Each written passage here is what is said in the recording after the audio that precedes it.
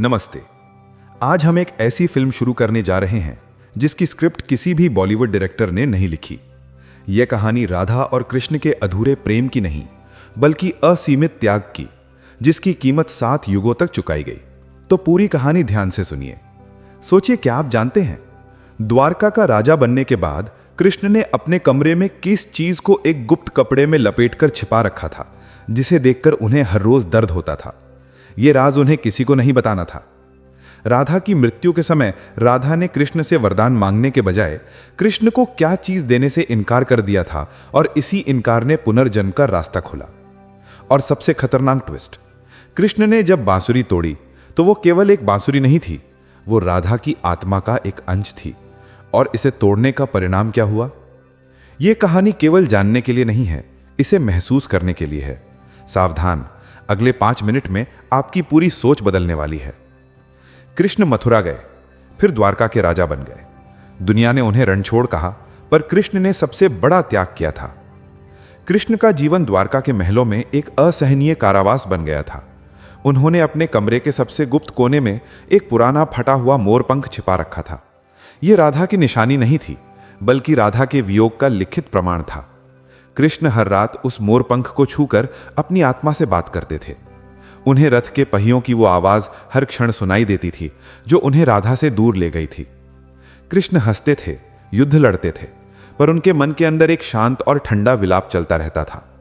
कृष्ण का राजा बनना राधा को भुलाने की नहीं, बल्कि अपने दर्द को छिपाने की अंतिम कोशिश थी।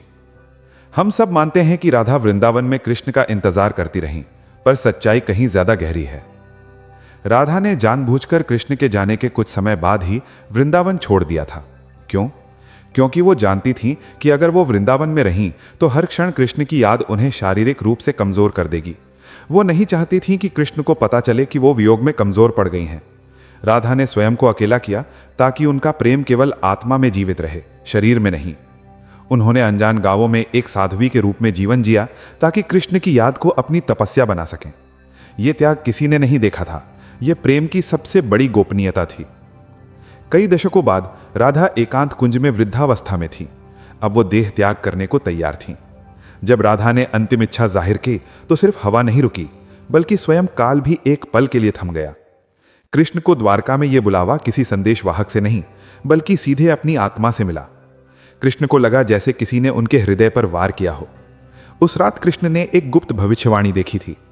अगर वो राधा से अंतिम संवाद नहीं कर पाए तो उनके पुनर्जन्म का चक्र हमेशा के लिए टूट जाएगा। कृष्ण ने तुरंत सब कुछ छोड़ा, अपने सारथी को भी बिना बताए वो भागे, केवल एक प्रेमी की तरह, राजा की तरह नहीं। कृष्ण समय पर पहुंचे। उन्होंने राधा को अंतिम बार छुआ और प्रेम से राधे पुकारा। उसके बाद कृष्ण ने राधा से पूछा, राधे, तुम क्या चाहती हो? मैं तुम्हें स्वर्ग, मुक्ति या द्वारका का आधा राज्य दे सकता हूं। राधा ने मुस्कुराकर इनकार कर दिया। उन्होंने कहा, प्रभु, मैंने आपसे प्रेम मांगा था, वो मुझे मिल गया, मुझे वरदान नहीं चाहिए। लेकिन कृष्ण ने जब जोर दिया तो राधा ने केवल एक चीज मांगी, बांसुरी की धुन। उन्होंने जानबूझकर वो अंतिम बात नहीं कही जो कृष्ण जानना चाहते थे, यह कि उनका प्रेम अब भी पूरा है। राधा ने अधूरी बात छोड़ी ताकि कृष्ण को इस प्रेम को पूरा करने के लिए फिर से जन्म लेना पड़े। अब कृष्ण ने बांसुरी बजाई, लेकिन उस धुन का असर क्या हुआ? क्या उस धुन को सुनते ही राधा की मृत्यु हो गई? और बांसुरी तोड़ने के बाद कृष्ण ने खुद को कौन सा सबसे खतरनाक श्राप दिया, जिसके कारण उन्हें युगों युगों तक एक वैरागी की तरह भटकना पड़ा? कृष्ण ने भारी मन से अपनी बांसुरी उठाई, वही बांसुरी जो प्रेम और मस्ती का प्रतीक थी। लेकिन इस बार उसमें से प्रेम नहीं, बल्कि असहनीय वियोग की धुन निकली। धुन इतनी दर्दनाक थी कि कृष्ण की आंखों से आंसू बह निकले। ये आंसू केवल राधा के लिए नहीं थे, बल्कि प्रेम के खो जाने के लिए थे। राधा ने आंखें बंद कर ली। वो देह त्याग कर रही थीं, लेकिन उनके चेहरे पर शांति थी। कृष्ण को लगा जैसे बांसुरी उनकी आत्मा को खींच रही है। धुन बजती रही और राधा का शरीर शांत होता गया। ये धुन मृत्यु का गीत नहीं, बल्कि प्रेम की अंतिम और सबसे बड़ी अभिव्यक्ति थी। जैसे ही राधा ने अंतिम सांस ली, कृष्ण का प्रेम अचानक भयंकर क्रोध में बदल गया। कृष्ण को लगा कि ये बांसुरी ही वो अंतिम बंधन थी जिसने उन्हें राधा से दूर रखा। उन्होंने क्रोध और आत्मपीड़ा में आकर उस पवित्र बांसुरी को तोड़ डाला, उस बांसुरी को जो उनका जीवन थी। यह केवल एक वाद्य यंत्र नहीं टूटा था, यह कृष्ण के अंदर का कान्हा टूट गया था। कृष्ण ने प्रतिज्ञा ली कि अब वो कभी भी किसी भी रूप में बांसुरी नहीं बजाएंगे। यह आत्मदंड था जिसका कारण किसी को नहीं पता था। बांसुरी तोड़ने के बाद कृष्ण ने अकेले में एक भयंकर आत्मश्राप दिया। यह श्राप किसी और के लिए नहीं बल्कि स्वयं उनके लिए था। कृष्ण ने कहा कि अगर मैंने प्रेम के लिए अपनी बांसुरी तोड़ी है तो मैं प्रतिज्ञा करता हूं कि यदि राधा को मुझसे मिलने के लिए अगले युग में आना पड़ा तो मैं भी अपने प्रेम को जानने के लिए एक कठोर वैरागी बनूंगा। मैं अपना राजसी सुख त्यागता हूं। मैं युगों युगों तक भटकता रहूंगा ताकि राधा का त्याग व्यर्थ न जाए। ये श्राप ही इस कहानी का सबसे बड़ा मोड़ है, जिसने राधा और कृष्ण के पुनर्जन्म की पटकथा लिखी। जहां राधा ने देह त्यागा था, वहां की जमीन से एक अद्भुत पौधा उगाया जिसे राधा वृक्ष कहा गया। यह पौधा केवल एक पेड़ नहीं था, यह वृक्ष सर्दी गर्मी हर मौसम में हरे भरे फूलों से भरा रहता था और इससे अजीब मधुर सुगंध आती थी, जो ठीक वैसी ही थी जैसी राधा के शरीर से आती थी। यह पौधा गवाही दे रहा था कि राधा का प्रेम अमर है। लेकिन सबसे बड़ा रहस्य, इस वृक्ष के नीचे एक गुप्त गुफा थी जिसके अंदर एक प्राचीन ताबीज छिपा था। यह ताबीज राधा के पुनर्जन्म का अंतिम संकेत था।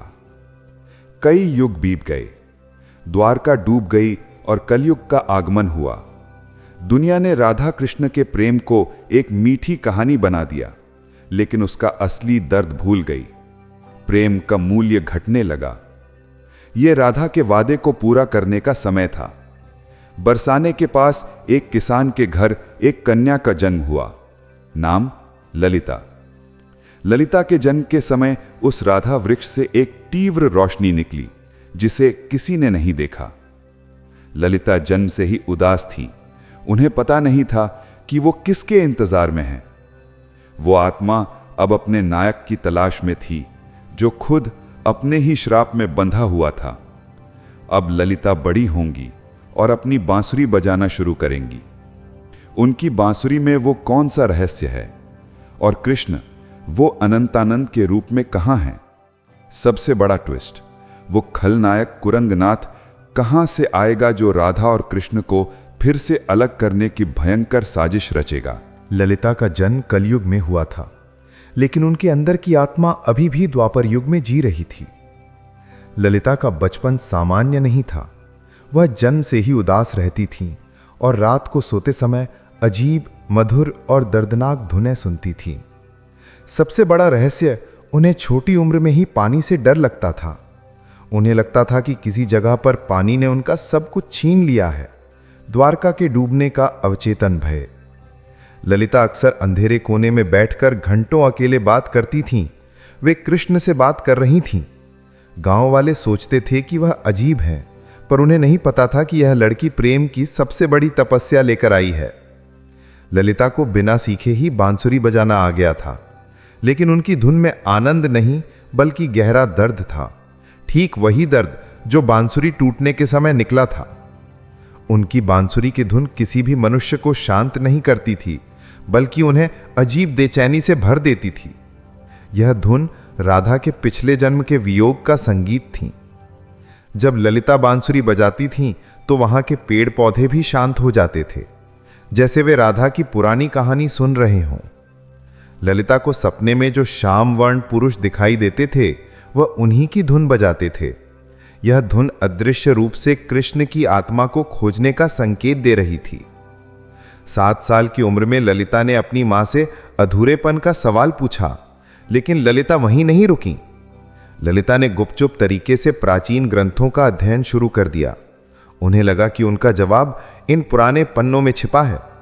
ललिता ने एक अज्ञात संत से मुलाकात की, जो केवल एक ही बात कहते थे, तुम्हारा उद्देश्य प्रेम को शरीर से ऊपर सिद्ध करना है। संत ने उन्हें अंतिम आदेश दिया, तुम्हारा कृष्ण एक वैरागी के रूप में है, तुम्हें उन्हें ढूंढकर उनके वैराग्य को प्रेम में बदलना होगा। यह सुनते ही ललिता की तलाश एक मिशन में बदल गई। इधर कृष्ण अनंतानंद के रूप में जन्म लेकर कठोर वैराग्य में लीन थे। अनंतानंद का वैराग्य सामान्य साधुओं जैसा नहीं था। वह अत्यधिक एकांत में रहते थे और दर्द को सहते थे। उन्हें लगता था कि अगर वह कठोर तपस्या नहीं करेंगे तो राधा का त्याग अधूरा रह जाएगा। अनंतानंद प्रवचन में प्रेम को त्याग बताते थे, क्योंकि उनका अनुभव यही था। उनके शिष्य उन्हें ईश्वर मानते थे, पर अनंतानंद जानते थे कि वह केवल एक प्रेमी है जो अपने महाश्राप में बंधे हुए हैं। उनके हृदय में हमेशा बांसुरी की टूटी हुई धुन बजते रहती थी। जब ललिता ने अपनी खोज यात्रा शुरू की तो एक अशुभ शक्ति जाग उठी। नाम था कुरंगनाथ। कुरंगनाथ एक अत्यंत तेजस्वी साधु था, लेकिन ईर्ष्यालु था। वह मानता था कि प्रेम हमेशा धर्म और समाज के नीचे होना चाहिए। कुरंगनाथ को पता था कि अगर राधा और कृष्ण मिले तो प्रेम सर्वोच्च हो जाएगा और उसका नियम टूट जाएगा। उसने एक भयंकर साजिश रची। उसने दोनों को झूठे संदेश भेजना शुरू कर दिया ताकि दोनों अलग अलग रास्ते पर भटकते रहें। वह चाहता था कि ललिता और अनंतानंद कभी भी एक दूसरे की आत्मा को पहचान न पाएं। अब ललिता अपनी खोज यात्रा पर निकलेंगी। कुरंगनाथ की साजिश क्या है? क्या वह झूठे संदेशों से ललिता को भटका पाएगा? और अनंतानंद को ललिता के करीब होने का पहला संकेत कब मिलेगा? ललिता ने अपनी अकेली रहस्यमय यात्रा शुरू की। उनके पास नक्शा नहीं था, केवल उनकी बांसुरी थी। ललिता को तुरंत कुरंगनाथ ने झूठे संदेश भेजना शुरू कर दिया। कुरंगनाथ ने छद्मवेश में ललिता से कहा, तुम्हारा वैरागी कृष्ण दक्षिण में है, वो एक विशाल मंदिर में ध्यान मग्न है। ललिता लगभग मान गई, पर तभी उनकी बांसुरी की धुन अचानक रुक गई। ललिता ने समझा कि यह झूठ है। उनकी आत्मा ने उन्हें दक्षिण के बजाय उत्तर की ओर जाने का संकेत दिया। यह उनकी पहली जीत थी, इंद्रियों पर आत्मा की जीत। अनंतानंद हिमालय की एक अत्यंत गुप्त दुर्गम गुफा में घोर तपस्या कर रहे थे। उनका वैराग्य चट्टान जैसा था। अचानक अनंतानंद ने गहरा कंपन महसूस किया। उन्हें लगा जैसे सदियों से टूटी हुई कोई डोर फिर से जुड़ रही हो। यह ललिता की बांसुरी की धुन थी, जो हजारों मील दूर से उनकी आत्मा को छू रही थी। अनंतानंद का वैराग्य डोलने लगा। उन्हें लगा कि वो तपस्या नहीं, बल्कि अपने प्रेम से भाग रहे हैं। यह एहसास इतना भयानक था कि उन्होंने अपनी तपस्या तोड़ दी और गुफा से बाहर निकले। गुफा से निकलते ही अनंतानंद को वही हिमालयी संत मिले जिन्होंने ललिता को मार्गदर्शन दिया था। संत ने कहा, पुत्र, तुम्हारा वैराग्य अब समाप्त हुआ। तुम्हारी राधा आ चुकी है, लेकिन तुम्हारा मिलन आसान नहीं होगा। कुरंगनाथ ने तुम्हारे लिए एक भयानक जाल बुना है। तुम्हें उसे हराना होगा और तुम्हारी अंतिम परीक्षा यह साबित करना होगी कि प्रेम ही जीवन का सर्वोच्च धर्म है। अनंतानंद को आदेश मिला कि उन्हें वृंदाधाम पहुंचना है, वही जगह जहां राधा ने देह त्यागा था। ललिता कई महीनों तक भटकने के बाद थककर चूर हो चुकी थी। वो वृंदाधाम के पास यमुना तट पर पहुंची। उन्हें लगा कि अगर उन्हें इस जीवन में कृष्ण नहीं मिले तो ये जीवन व्यर्थ है। उन्होंने अंतिम बार अपनी बांसुरी उठाई और आंसुओं से भरे दिल से प्रण लिया, अगली पूर्णिमा तक अगर मेरी आत्मा मेरे प्रिय को नहीं ढूंढ पाई तो मैं इस शरीर को यमुना को समर्पित कर दूंगी। ये प्रण केवल एक लड़की का नहीं, बल्कि युगों युगों की प्रेमिका का था। यह संकल्प था जिसने पूरे ब्रह्मांड को हिला दिया। ललिता ने अंतिम बार अपनी पूरी आत्मा उड़ेलकर बांसुरी बजाई। यह धुन इतनी भावनात्मक, इतनी दर्दनाक थी कि इसने पूरे वायुमंडल को भेद दिया। यह धुन सीधे अनंतानंद तक पहुंची, जो उस समय वृंदाधाम की ओर दौड़ रहे थे। अनंतानंद ने तुरंत पहचान लिया कि यह मेरी राधे की पुकार है। वो अपनी पूरी शक्ति से उस दिशा में भागे। उन्हें लग रहा था कि समय बहुत कम है। वो जानते थे कि अब उन्हें किसी भी कीमत पर ललिता तक पहुंचना है। कुरंगनाथ को भी यह धुन सुनाई दी और वो समझ गया कि उसकी साजिश विफल हो गई है और अब उसे अपना सबसे बड़ा दांव खेलना होगा।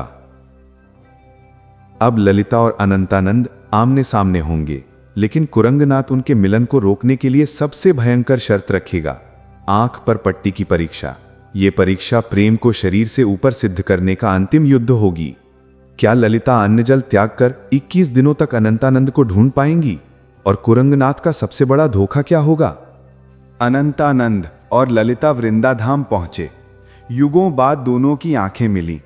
ये मिलन आंसुओं का नहीं बल्कि शांति का था। अनंतानंद ने कहा, राधे तुम आ गई। मेरा वैराग्य अधूरा था क्योंकि वो तुम्हारे प्रेम पर आधारित था। ललिता ने कहा, प्रभु मेरी तलाश आज पूरी हुई। लेकिन उनकी खुशी क्षणिक थी क्योंकि वहां क्रूर कुरंगनाथ आ पहुंचा। कुरंगनाथ ने दहाड़ कर कहा, यह मिलन अवैध है, ये समाज और धर्म के नियमों के विरुद्ध है। कुरंगनाथ ने घोषणा की, अगर तुम्हारा प्रेम इतना ही सच्चा है तो इसे भौतिक शरीर से ऊपर सिद्ध करो। कुरंगनाथ का आदेश। अगली पूर्णिमा तक ललिता अपनी आंखों पर मोटी काली पट्टी बांधेगी। वो बिना देखे, बिना सुने और बिना खाए पिए अर्थात अनशन 21 दिनों तक अनंतानंद को ढूंढ निकालेगी। अनंतानंद एक गुप्त स्थान पर होंगे। यदि ललिता असफल हुई तो तुम दोनों को पुनर्जन्म के अगले 7 युगों तक बिछड़ना होगा। यह शर्त सिर्फ एक परीक्षा नहीं थी, ये इंद्रियों और आत्मा के बीच का अंतिम युद्ध था।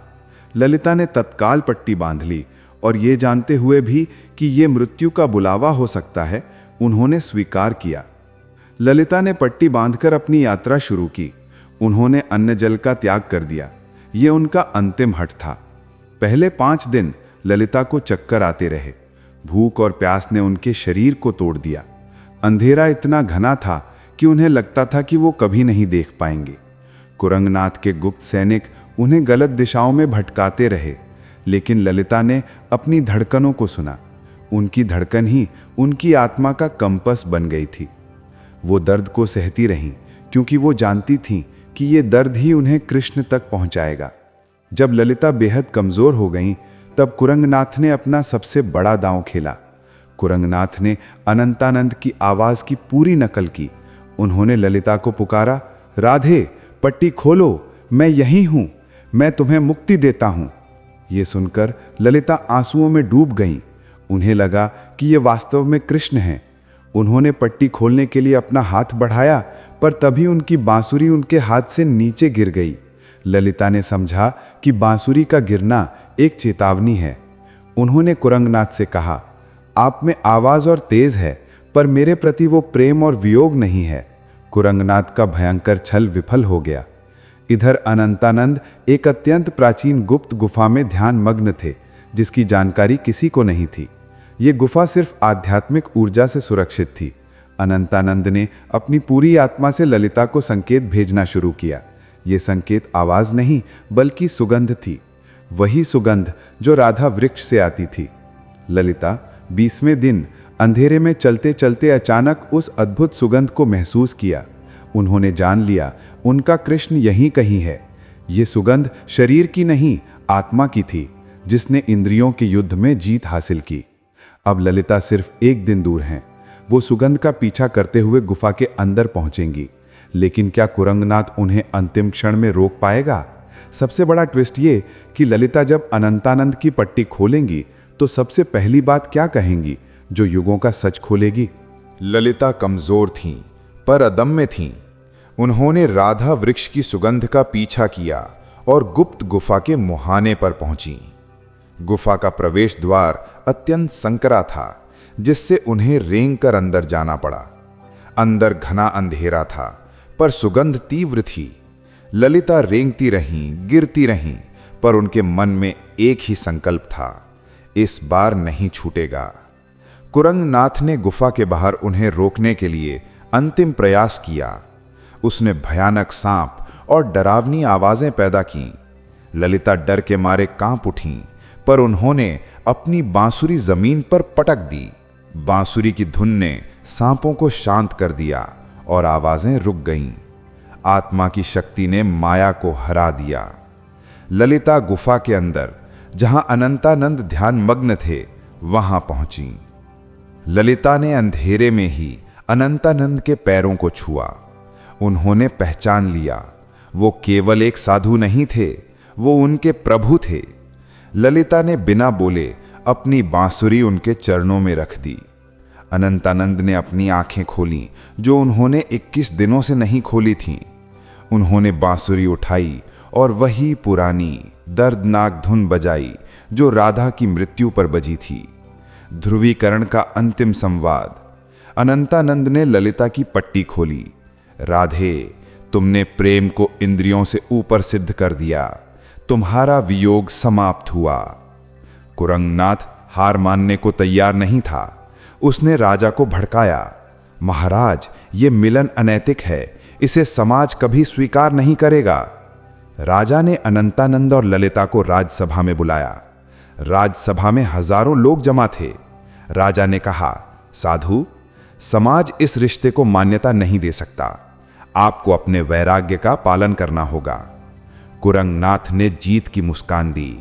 उसने कहा, प्रेम केवल शारीरिक आकर्षण है, यह धर्म को नहीं तोड़ सकता। अब अनंतानंद की बारी थी। उन्हें प्रेम को एक नया अर्थ देना था। अनंतानंद ने शांत होकर कुरंगनाथ को चुनौती दी। अनंतानंद ने कहा, महाराज, प्रेम आकर्षण नहीं, त्याग है। मैं द्वारका का राजा था।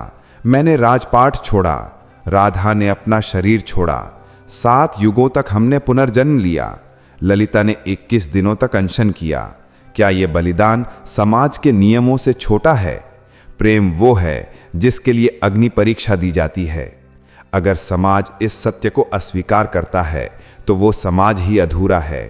राजा और सभी पंडित मौन हो गए। राजा ने अंततः घोषणा की, ये प्रेम सत्य है। राजा ने राजसभा में प्रेम की विजय की घोषणा की। प्रेम का नया युग शुरू हुआ। लेकिन दोस्तों, कहानी खत्म नहीं हुई। क्या आप जानते हैं कि कुरंगनाथ ने अगले जन्म में किस महान संत के रूप में जन्म लिया, जिसने प्रेम और वैराग्य को फिर से अलग करने की कोशिश की? कृष्ण की टूटी हुई बांसुरी के टुकड़े आज भी किस रहस्यमयी स्थान पर रखे हुए हैं जहां जाकर प्रेम के वियोगी शांति पाते हैं? और सबसे बड़ा रहस्य, राधा वृक्ष के नीचे छिपा प्राचीन ताबीज आज भी किस मंदिर के पुजारी के पास सुरक्षित है? अगर यह कहानी सुनकर आपका दिमाग चकरा गया है और आप इन रहस्यों को जानना चाहते हैं, तो आप भी ऋषभ पंडित के साथ सत्य की तलाश में हैं। अगर आप नहीं चाहते कि यह सच दुनिया से छिपा रहे, तो इस वीडियो को तुरंत लाइक करें। अगर आप नहीं चाहते कि आपका सब्सक्राइब बटन दबाए बिना यह रहस्य खत्म हो जाए, तो तुरंत सब्सक्राइब करें और बेल आइकन दबाएं।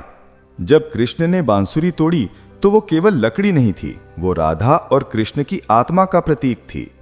बांसुरी के टुकड़े कृष्ण ने 3 टुकड़े किए थे। पहला टुकड़ा उन्होंने यमुना के सबसे गहरे घाट में फेंका, जहां वियोग की धुन आज भी गूंजती है। दूसरा टुकड़ा उन्होंने द्वारका के डूबते हुए महल के शिखर पर रखा, जो राजा के त्याग का प्रतीक था। लेकिन सबसे बड़ा रहस्य, तीसरा सबसे छोटा टुकड़ा कृष्ण ने अपनी छाती में गुप्त रूप से छिपा लिया था। यह टुकड़ा एक ताबीज का काम करता था, जो पुनर्जन्म में अनंतानंद को ललिता की ओर खींचता था। यह टुकड़ा आज भी हिमालय की एक अज्ञात गुफा में है, जहां जाकर हर प्रेमी को असीम शांति मिलती है। कुरंगनाथ ने भले ही पिछली परीक्षा में हार मान ली हो, पर ईर्ष्या नहीं छोड़ी थी।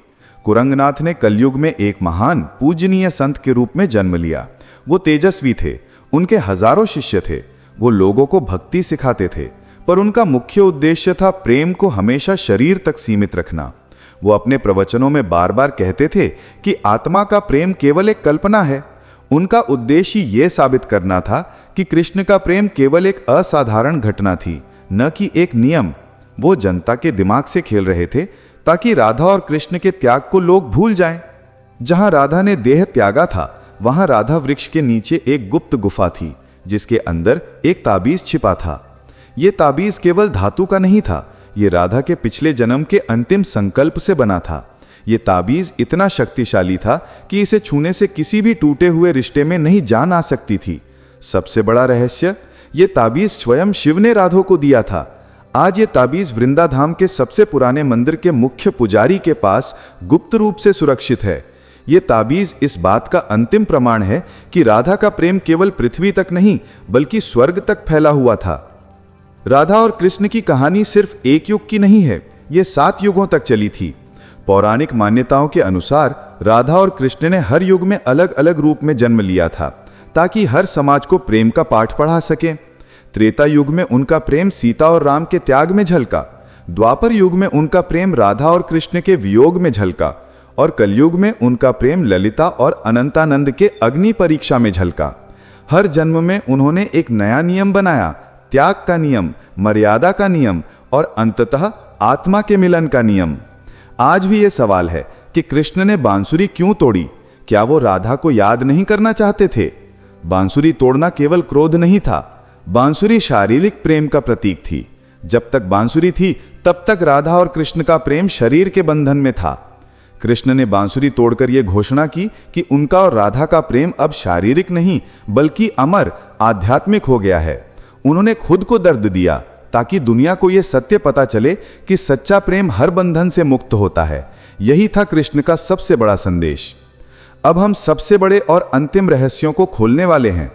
राधा वृक्ष का ताबीज आज पुजारी के पास कैसे पहुंचा? कुरंगनाथ के अगले जन्म के संत ने प्रेम को बदनाम करने के लिए कौन सी गुप्त चालें चली? और अंतिम निष्कर्ष क्या है? क्या राधा और कृष्ण का प्रेम आज भी कलयुग में संभव है? पिछले जन्म में हारने के बाद संत कुरंगनाथ पुनर्जन्म ने सबसे बड़ी चाल चली। वो जानते थे कि सीधे प्रेम का विरोध करने से उन्हें नुकसान होगा, इसलिए उन्होंने सूक्ष्म रूप से काम किया। उन्होंने वैराग्य को इतना महान बताया कि लोगों को लगा कि प्रेम एक छोटा और तुच्छ विषय है। उन्होंने धर्म को नियमों और कठोरता से भर दिया ताकि भावनाएं हमेशा दब जाएं। उनका मुख्य लक्ष्य ललिता और अनंतानंद के त्याग को जनता की स्मृति से मिटाना था। यह साजिश आज भी दुनिया के हर कोने में चल रही है, जहां रिश्तों को भावनाओं से नहीं बल्कि फायदे और नियमों से देखा जाता है। राधा वृक्ष के नीचे से मिला अमर प्रेम का तावीज पुजारी के पास कैसे पहुंचा, यह कहानी किसी को नहीं पता। जब ललिता और अनंतानंद का मिलन हुआ तो उन्होंने जानबूझकर वो तावीज वृंदाधाम के सबसे सच्चे भक्त को सौंप दिया। यह भक्त कोई साधारण पुजारी नहीं था, यह पिछले जन्म में राधा की सबसे प्रिय सखी थी, जिसने राधा के वियोग को अपनी आंखों से देखा था। ललिता और अनंतानंद चाहते थे कि यह तावीज उस व्यक्ति के पास रहे जो प्रेम के दर्द को समझता हो। यह तावीज एक पीढ़ी से दूसरी पीढ़ी को दिया जाता रहा और आज भी एक अज्ञात मंदिर में है। यह तावीज इस बात का प्रमाण है कि प्रेम अमर है, बशर्ते उसे सही हाथ में सौंपा जाए। कृष्ण ने बांसुरी के टुकड़ा जहां जहां रखे थे, वे जगहें केवल भौगोलिक नहीं थीं, वे आध्यात्मिक ऊर्जा के केंद्र बन गई। बांसुरी का तीसरा टुकड़ा जो कृष्ण ने अपनी छाती में छिपाया था, वह हिमालय की जिस अज्ञात गुफा में रखा गया था, वहां आज भी एक चमत्कार होता है। कोई भी सच्चा प्रेमी जो वियोग से गुजर रहा हो, अगर उस गुफा में जाता है तो उसे बांसुरी की टूटी हुई धुन सुनाई देती है। यह धुन शांत नहीं करती बल्कि इतना दर्द देती है कि वो व्यक्ति शारीरिक प्रेम को छोड़कर आध्यात्मिक प्रेम की ओर मुड़ जाता है। यह स्थल दुनिया के लिए गुप्त है, पर प्रेम के वियोगियों के लिए अंतिम तीर्थ। राधा और कृष्ण की यह कहानी हमें सबसे बड़ा निष्कर्ष देती है। कलयुग में प्रेम कैसा होना चाहिए? प्रेम केवल आकर्षण नहीं है, यह त्याग, बलिदान और विश्वास है। कृष्ण ने बांसुरी तोड़कर हमें सिखाया कि प्रेम को मौखिक बंधनों से मुक्त करना होगा। राधा ने आंख पर पट्टी बांधकर सिखाया कि प्रेम को इंद्रियों से नहीं बल्कि आत्मा से महसूस किया जाता है। कलयुग में प्रेम संभव है, लेकिन तभी जब हम शरीर से ऊपर उठकर एक दूसरे की आत्मा को पहचानना सीखें। यही इस महागाथा का सार है। हाँ भाई, ये थी वो कहानी जिसे दुनिया ने सदियों तक सिर्फ एक कहानी माना। हमने टुकड़े टुकड़े करके हर रहस्य खोला है। क्या आप तैयार हैं? अगर आप आज से अपने प्रेम को राधा कृष्ण की तरह आत्मा से देखना चाहते हैं, अगर आप सत्य को जानने के लिए बांसुरी की टूटी धुन को महसूस करना चाहते हैं, और अगर आप कुरंगनाथ जैसे प्रेम विरोधी संतों की साजिशों से बचना चाहते हैं, तो आपको दो काम करने होंगे। इस वीडियो को तुरंत लाइक करो, हमें करोड़ों लोगों तक यह सत्य पहुंचाना है। सब्सक्राइब बटन को तोड़ दो, क्योंकि आरएसएच पंडित अब राधा कृष्ण से पुनर्जन्म से जुड़ा सबसे बड़ा सबूत लाने वाला है जो आज के भारत में मौजूद है। जल्दी करो, आपकी अगली वीडियो की स्क्रिप्ट तैयार है, जिसमें हम आपको उस मंदिर तक ले जाएंगे जहां बांसुरी का तीसरा टुकड़ा आज भी मौजूद है। आरएसएच पंडित को सब्सक्राइब करो।